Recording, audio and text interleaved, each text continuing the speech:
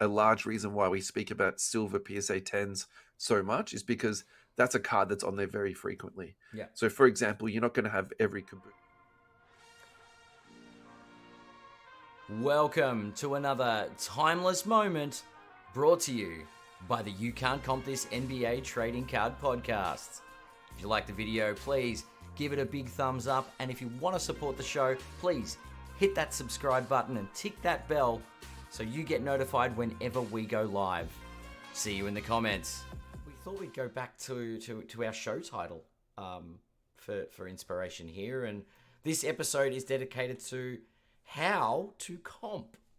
And it's a question that comes up a lot in the hobby. So if you don't know how to comp, don't feel bad about it. It's one of those things that is really tricky to work out. And look, I would also say too, even people who are seasoned in the hobby, there can be a large amount of discrepancy and disagreement within what a card is worth. Yeah, right? True. So very true. And do not it's stress all about this opinion. content. Yeah. It's there's definitely no black and white way to do this. There is not. Yeah.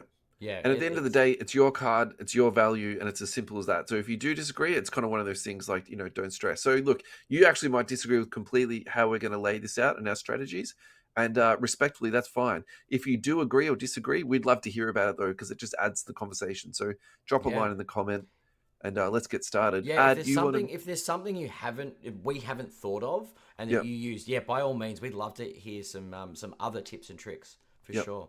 All right, let's get You want to start with card ladder ad, yeah? Let's go, Ed. All right, I will very happily share my screen because I'm always up on card ladder, looking at the ladder.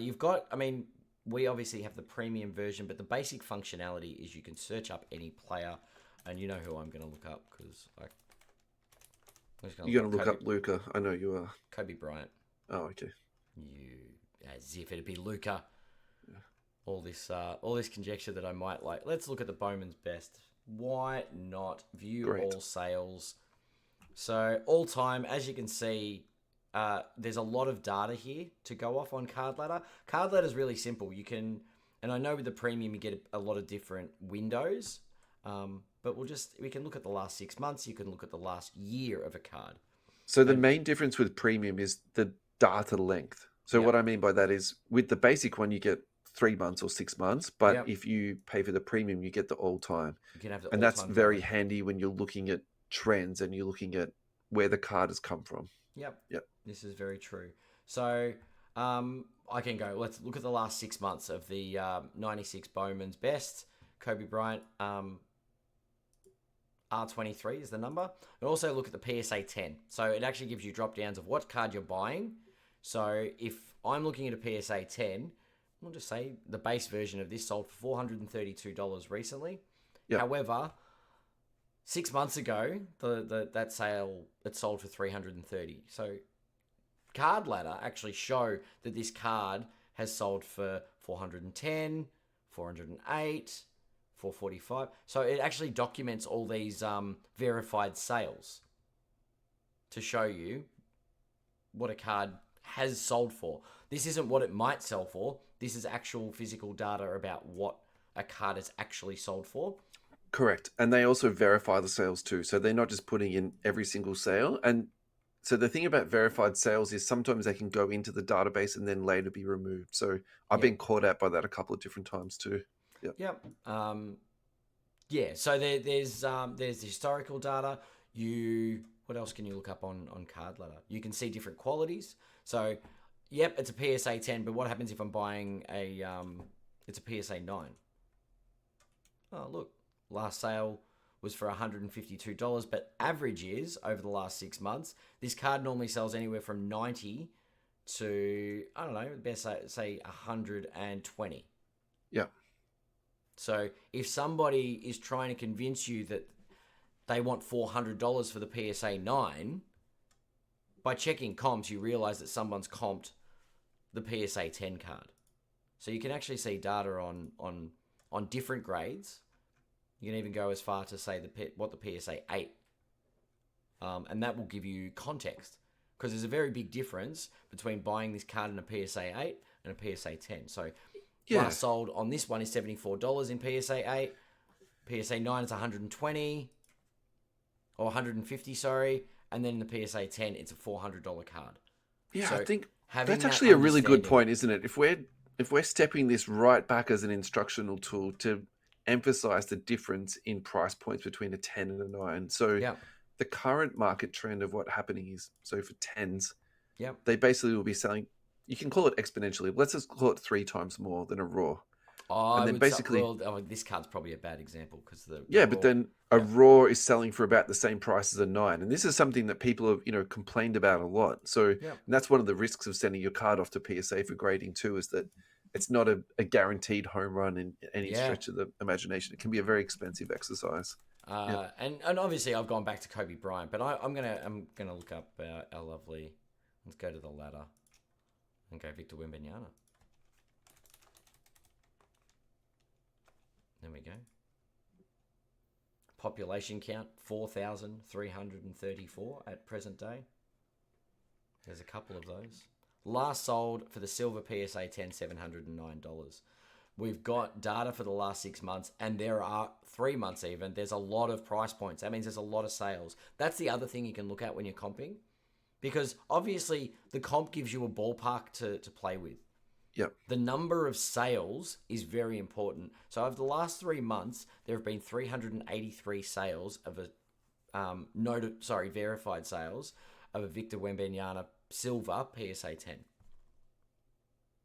So one of the problems with comping cards is that sometimes cards don't get sold for a long time. So that makes it quite hard to sort of price it out. So you might be working on a comp from a long time ago. Yep. And also too, like, private sales aren't included into this data. So it's just from the larger platforms.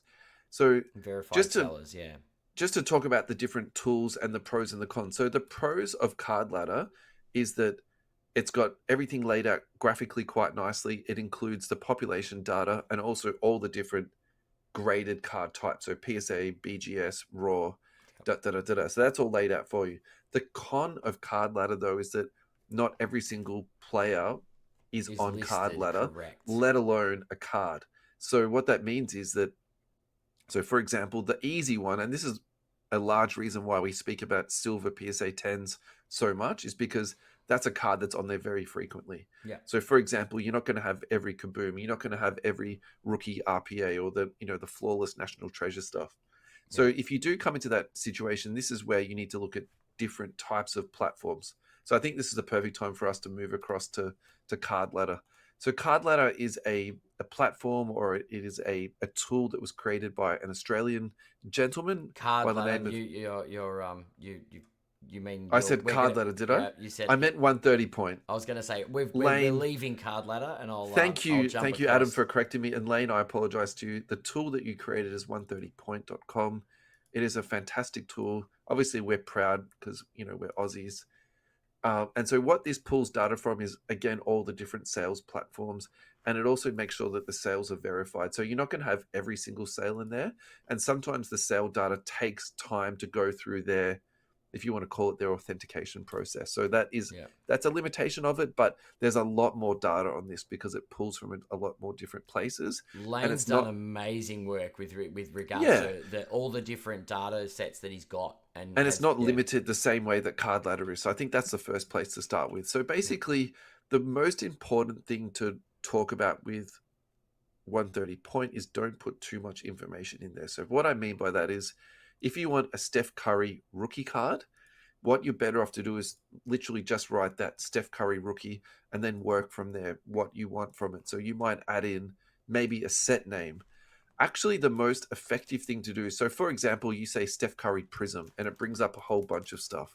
Where the best way to work from there is, after that, is then write in the minus or the dash sign, and then without putting a space in, so minus mosaic. When you search for that, it'll then pull that up, everything, and if it's got the keyword mosaic, that won't be included into it. So what I'm trying to say with this is, in a very long-winded way, it's not so much about putting extra information into your search history.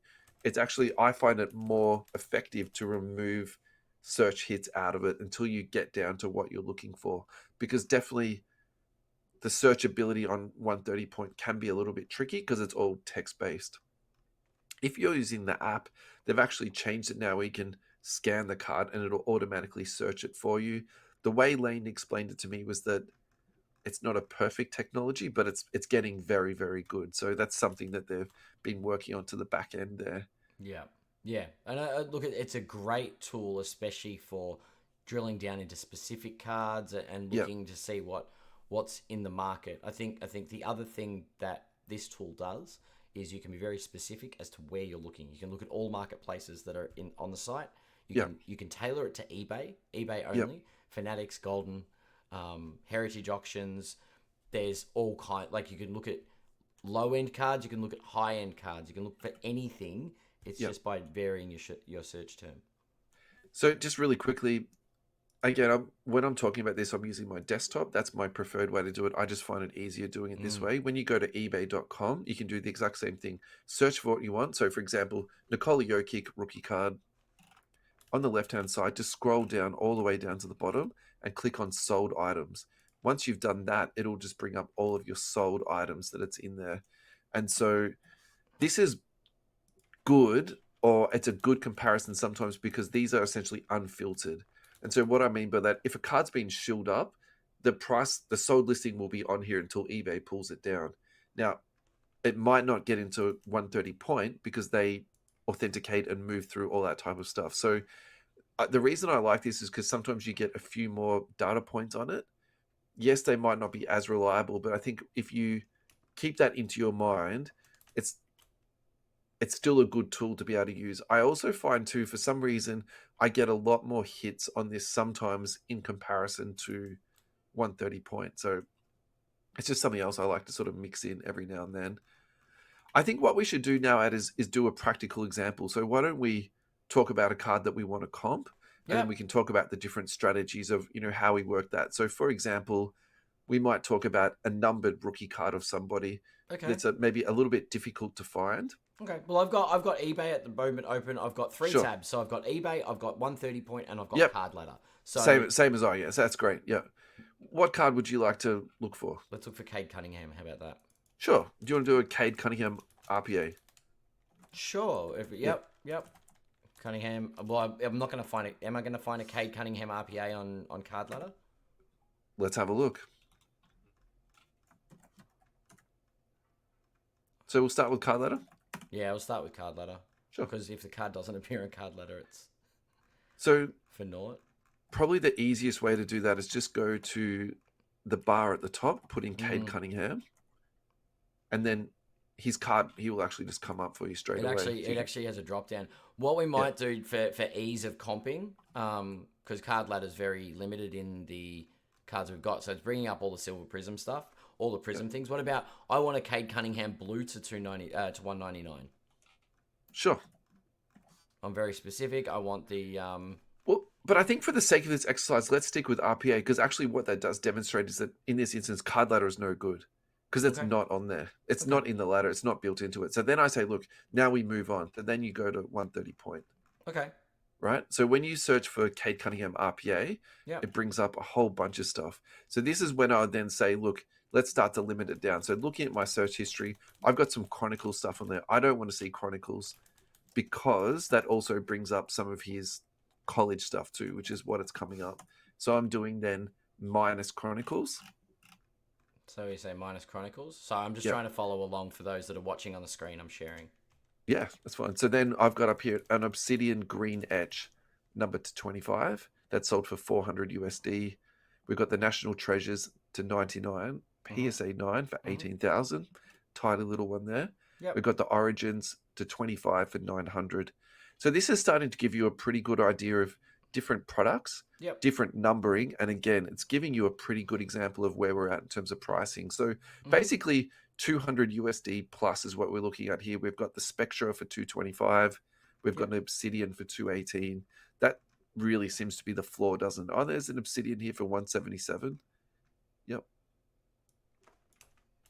All right. Great. So what if I go to eBay and type in Cade Cunningham? Yeah, so RPA? let's do eBay and then sort of see the difference there because So looking at sold items. So for those playing along with me, what I've already done is gone down to the show only, completed items and sold items on the left hand menu. So the filter. So this is only cards that have sold. There's no point in looking at the available auctions because people can put some ridiculous prices up. That's definitely one trap you can fall into with comps if you're new Actually, to the that's a game. very good point to emphasize. It has to be on the sold part, Sold not listings. the. You're looking at tangible data of things that have actually transpired, not what people would like to get for their cards. This is actually what people have paid for these cards. Yeah. Yeah. So, And look, again, this is to me a really good example of the differences because you can see some of these listings are the same, and you Yep. can see there's crossover there, but also too you can see heaps of stuff here that isn't on 130 point. So this is why I like to use both tools. And I'm definitely not saying one is better than the other. I think you need to use both to sort of Yep. get that sort of more informed opinion of that. Hey, Ad, I think for this example we've done it to the end. Why don't we do one of one now? Because this is the other one where people talk about yeah, how do you I comp a just one want of one. I want to Yeah, show quickly. sure. We've got a Yeah, National go. Treasures Cade Cunningham rookie patch auto numbered to 35, and it Yeah, says on eBay best offer accepted. This is where 130 point is an amazing tool. So if we go correct. back Yeah, into the list of Cades, yeah, second on the list was this card, and it sold for 467. yeah. So you actually see The what data reveal. Yeah, whereas eBay what the hides it, price whereas was. card ladder, sorry, 130 point will actually reveal that data to you. Thank you Correct. for saying that. That's very Yeah. good. Yeah. So let's wrap this up with how you would comp a one of one. So this is a very difficult thing, okay? So just before we even start this conversation, the reason why this conversation is difficult because when you're doing a one of one, there is no true comp for it. Yeah. So the problem with eBay is all of these fake one of one stuff, which is an absolute Aren't nightmare. they your favorite? The eBay one of ones. God, I hate this. Anyway, the third one on 130 point is actually a true one of one. It is an impeccable autograph. It's sold for $2,500. I think that's a really good place to start. The printing plates are a little bit tricky because yes, they are true one of ones, but they're not cards per se. They're actually printing plates. So What let's did you write? Did you write Cade Cunningham one of one? yeah, Yeah. yeah. Did you- One One / space. one. Okay, 1/1 because I wrote Yeah. one space of space one. Yeah, so usually on eBay, the way people do it is 1 / 1. Yeah. Yeah. Yeah. Then moving down a little bit. So now my head is starting to get a bit cemented here. Panini 1 auto patch one of one from a white box sold for $2,000. So now we've had two sales in that $2,000 range. One for $2,500. The white box sold for a little bit less. Generally, white boxes will go for less. That's totally fine. Yeah. But it's starting to give us a pretty good idea. Yep. The Black Disco of Cade on Select sold for $800. So again, we're starting to move into that $800 to sort of $2,000 range. Yep. There's a few other ones here. So it also it depends on the set as well, right? Absolutely. Yeah, and the Yeah, quality of absolutely the it does. set. But I think where I'm sort of starting to go here with Cade Cunningham, I think you should be looking at that sort of $800 to $2,500 range, depending on what the card is. There's another one down here, National Treasures, Super Prime one of one, that sold for $1,500. Yep. Frankly, to me, that seems like criminally cheap. It doesn't have an autograph on it, so that would definitely influence it a little bit. But Yep. yeah. Now, the last point I think we can touch on is there someone, when we're talking about comps, and we've got a one of one, whatever set it is, Yeah. and I can't find the data. Is there a player I can comp Cade to? Because that's my other tool. Yeah. My other research, if I can't find a one of one for a player. Yeah. So again, this is where the debate, absolutely comes into it. Sure. I would probably, at this point in time, I would probably use Ja Morant. Ja's a good one. I like Ja. Yeah, Yep. just for the fact that he's currently in the league. They're both relatively unproven. Paolo? Is Paolo a comp for Cade? That's fine if you want to use Paolo. That's fine. But I probably just in terms of positional comparability, I probably like Ja a little bit better. But in terms of being a number one overall pick, Banchero is absolutely up there. But you can, as long as, and I think this actually illustrates the point of comping very well. I've picked Paolo Banchero. You've picked Ja Morant. They're two very different players, Absolutely, and their cards are at different prices. Yeah, we circle back to comping is a personal thing. You can disagree with other people's comps. totally. And at the end of the day, the card is yours. Yeah. And if you're trading with someone and you're trying to comp, their card is theirs. So you can have your perspective, but at the end of the day, the seller or the owner of the card gets final say of what they value it at. So finally, I've just found a Prism blockchain card, Ja Morant, Cade Cunningham, dual autograph, 1 of 1. That sold for 1,575. That's a great buy. That's a good buy. Yeah, yeah. Dual autograph, dual patch. All right, Ad, we have to keep these short. That was the whole idea of this time moment. We're already up to 20 minutes. We have to kill this. We'll have to wrap that up here. But yes, we'll look forward to seeing everybody in the next. And your comments and your requests. If you want us to comp cards for you, let's go. We can do that for you. Any requests for Timeless Moments segments, please reach out, drop us a line, put something in the comments. Yeah, we'd love to hear from you. Thanks for your support, guys. These Timeless Moments segments have been doing really well in terms of people clicking on them and listening to them. So yeah, we're very excited by this potential. Awesome. We'll see you in the next one.